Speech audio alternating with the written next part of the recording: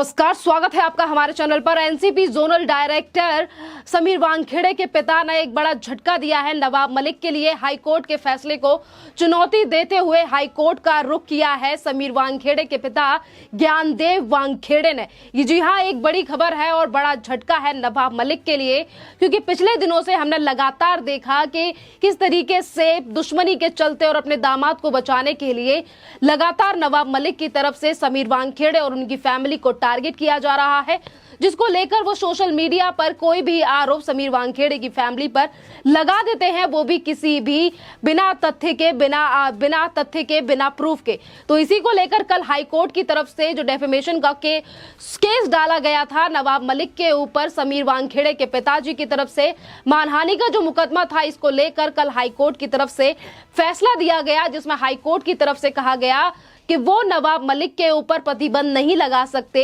जिस तरीके से वो निजी टिप्पणियां करते हैं और पोस्ट करते हैं, क्योंकि वो आजादी है उनकी। इसी को लेकर आज नवाब मलिक को बड़ा झटका दिया है समीर वानखेड़े के पिता ज्ञानदेव वानखेड़े ने, और उन्होंने रुख किया है हाईकोर्ट का और चैलेंज किया है इस आदेश को, जिसमें नवाब मलिक को इतनी ज्यादा छूट देने की बात हाईकोर्ट की तरफ से कहा गया था कि वो प्रतिबंध नहीं लगा सकते। तो हम साफ कह सकते हैं और चीजें जो है वो समझिए आ रही हैं कि अब मुश्किलें आने वाले समय में नवाब मलिक की बढ़ने वाली हैं, क्योंकि नवाब मलिक जिस तरीके से लगातार समीर वानखेड़े और समीर वानखेड़े की बीवी या फिर उनकी बहन को लेकर जिस तरीके से आरोप लगा रहे हैं, और कल हाईकोर्ट के ऑर्डर के बाद भी, क्योंकि हाईकोर्ट की तरफ से जहां एक तरफ ये बात कही गई थी कि हम प्रतिबंध नहीं लगा सकते नवाब मलिक जो हर रोज पोस्ट करते हैं या फिर टिप्पणियां करते हैं, तो साथ में हाईकोर्ट की तरफ से ये भी कहा गया था कि इतनी बड़ी पोस्ट पर हैं, जोनल डायरेक्टर हैं एनसीबी के समीर वानखेड़े, तो उनके खिलाफ जिस तरीके से पोस्ट नवाब मलिक लगातार करते हैं,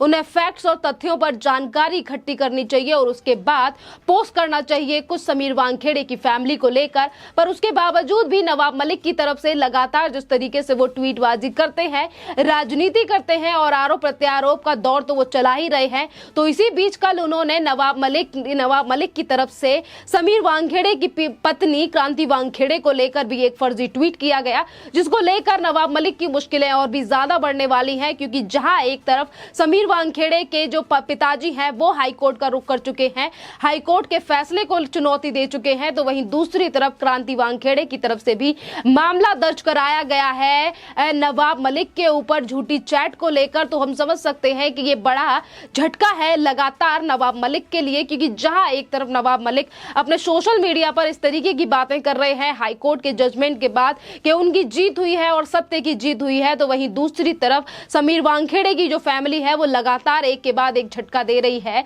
नवाब मलिक के लिए। नवाब मलिक की आपको बता दें कि नवाब मलिक इस वक्त भारत में नहीं है, महाराष्ट्र में नहीं है, वो दुबई में है। दुबई में लगातार वहीं से वो ट्वीट कर रहे हैं और आरोप प्रत्यारोप का दौर उनका दुबई से भी जारी है। पर जिस तरीके से मुश्किलें अब नवाब मलिक की बढ़ने वाली हैं, जहां उनके दामाद को लेकर एनसीबी याचिका को लेकर जो बेल याचिका थी उसको लेकर कैंसिल करवाने के लिए लगातार जो एनसीबी है वो अपना काम कर रही है, तो दूसरी तरफ महाराष्ट्र में भी लगातार रेड डाली जा रही है एनसीबी की तरफ से। कभी 1500 किलो चरस हाथ लग रहा है एनसीबी के, तो कभी 100 किलो से भी ज्यादा ड्रग्स पकड़ी जा रही है महाराष्ट्र में। उसके बावजूद भी जो महाराष्ट्र की सरकार है, महाराष्ट्र के नेता हैं, उनकी मुश्किलें भी बढ़ती हुई नजर आ रही हैं, क्योंकि लगातार पैडलर्स की गिरफ्तारी महाराष्ट्र से हो रही है। जहां एक तरफ नवाब मलिक लगातार उन पैडलर्स को, उन माफियाओं को बचाने का प्रयास करते हैं, समीर वानखेड़े के ऊपर आरोप प्रत्यारोप लगाने का प्रयास करते हैं, जो दूसरी तरफ फैमिली है समीर वानखेड़े की, वो लगातार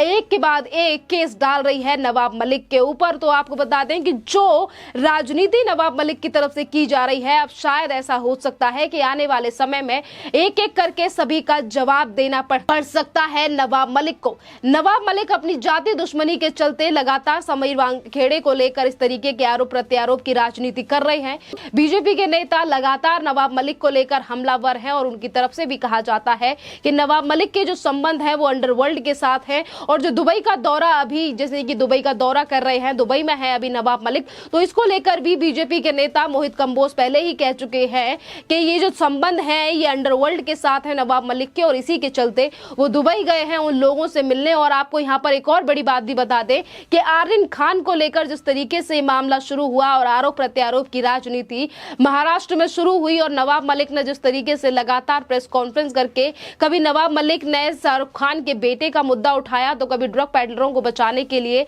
एनसीबी पर सवाल खड़े किए गए और कहा कि कुछ ग्राम यानी कि 6-7 ग्राम ड्रग्स को पकड़कर एनसीबी हल्ला मचाती है या फिर फेम के लिए ये सारी चीजें करती है। तो आपको बता दें ये भी एक इंपॉर्टेंट चीज मानी जा रही है इस पूरे के पूरे केस में कि आर्यन खान ड्रग मामले में भी दुबई के कुछ चैट्स मिले थे, लिंक सामने आए थे जिसे अंडरवर्ल्ड से जोड़ने की बात की जा रही थी। एनआईए भी इसकी जांच करने की बात भी सामने उस वक्त पे आ रही थी और ये भी कहा जा रहा था कि ये जो चैट्स लिंक सामने आई है ये बड़े कोई संबंध है। और आज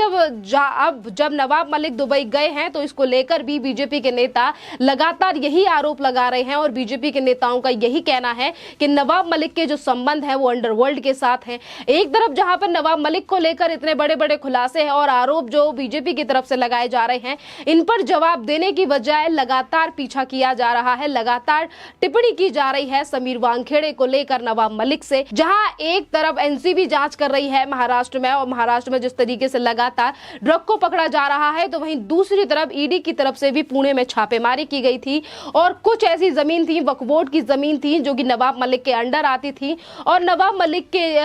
के पद के अंदर आती थी। और जब उन जमीनों पर भी ईडी का कब्जा हुआ, ईडी ने छापेमारी की तो उसके बाद भी नवाब मलिक ने कहा कि अगर ईडी बताकर आएगी तो हम स्वागत करेंगे। और स्वागत के बाद जिस तरीके से नवाब मलिक की तरफ से की गई कि अगर ईडी बताकर आती है तो हम स्वागत करेंगे, ये बिल्कुल विपरीत है। एक तरफ वो ईडी के लिए इस तरीके से शब्दों का इस्तेमाल करते हैं और दूसरी तरफ जो एनसीबी महाराष्ट्र में लगातार काम कर रही है, लगातार ड्रग माफियाओं को पकड़ रही है तो उसी पर निशाना साध रही है ये पूरी की पूरी सरकार। पर अब मुश्किलें बढ़ने वाली है नवाब मलिक की, जहां एक तरफ हाई कोर्ट के जजमेंट को चुनौती दे दी है समीर वानखेड़े के पिता ने और लगातार एक के बाद एक जो केस है वो नवाब मलिक के ऊपर हो रहे हैं। जहां एक तरफ नवाब मलिक अपने दामाद को बचाने का प्रयास कर रहे हैं तो वहीं दूसरी तरफ नवाब मलिक खुद भी फंसते हुए नजर आ रहे हैं इन्हीं सारी चीजों में। और एनसीबी जिस तरीके से जांच कर रही है, ड्रग पैडलरों को पकड़ रही है, उसको लेकर एक तरफ जहां पर नवाब मलिक इस तरीके से समीर वानखेड़े को लेकर टिप्पणियां कर रहे हैं तो वहीं दूसरी तरफ